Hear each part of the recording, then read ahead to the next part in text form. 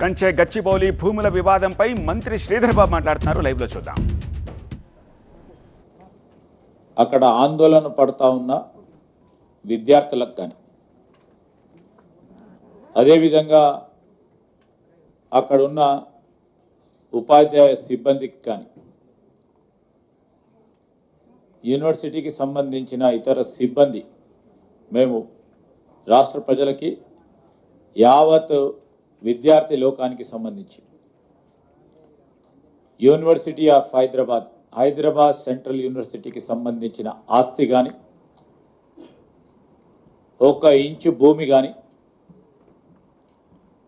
ప్రభుత్వం తీసుకోలేదు. ఇది స్పష్టం.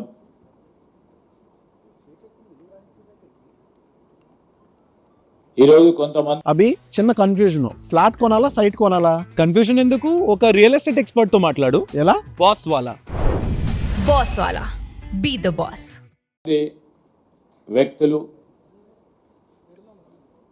కొన్ని పార్టీలకు అఫిలియేషన్తో సంబంధం ఉన్న సంఘాలు,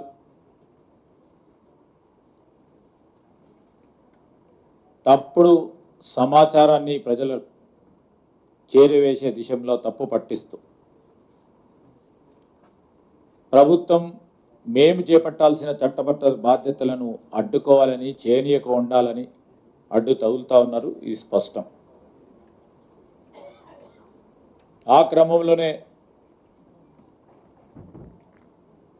ఒక వారం రోజుల క్రితం ఆ యూనివర్సిటీకి సంబంధించిన వైస్ ఛాన్సలర్ గారిని, రిజిస్టర్ గారితో కూడా ప్రభుత్వ పరంగా మేము సంప్రదింపులు చేశాం. స్పష్టంగా కూడా వారికి తెలియజేయటం జరిగింది. అనేక సంవత్సరాలుగా పెండింగ్లో ఉన్న ప్రధానమైన సమస్య, యూనివర్సిటీ పరంగా 1 ఎకరం కూడా వారికి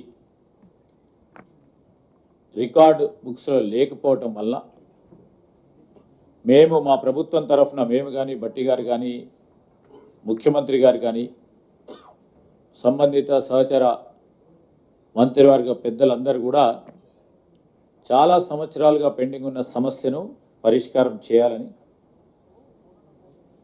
యూనివర్సిటీ ల్యాండ్ యూనివర్సిటీకే ఉండాలని వారికి తెలియజేయటం జరిగింది. 2016లో సీనియర్ ఐఏఎస్ ఆఫీసర్తో కూడుకొని ఒక కమిటీని ఏర్పాటు ఆనాడు చేస్తే, మరి 1500 పైచిలుకు ఎకరాలు వారికి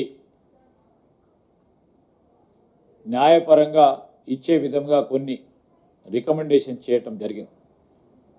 దాన్ని కూడా దృష్టిలో పెట్టుకొని మీరు మీ ఎగ్జిక్యూటివ్ కౌన్సిల్లో చర్చించి రండి. రెవెన్యూ శాఖకు సంబంధించిన మా మంత్రి గారు, అదేవిధంగా ముఖ్యమంత్రి గారు కూడా వారికి చట్టబద్ధమైన హక్కులు కల్పించే విధంగా ముందుకు తీసుకెళ్తామని కూడా చెప్పడం జరిగింది.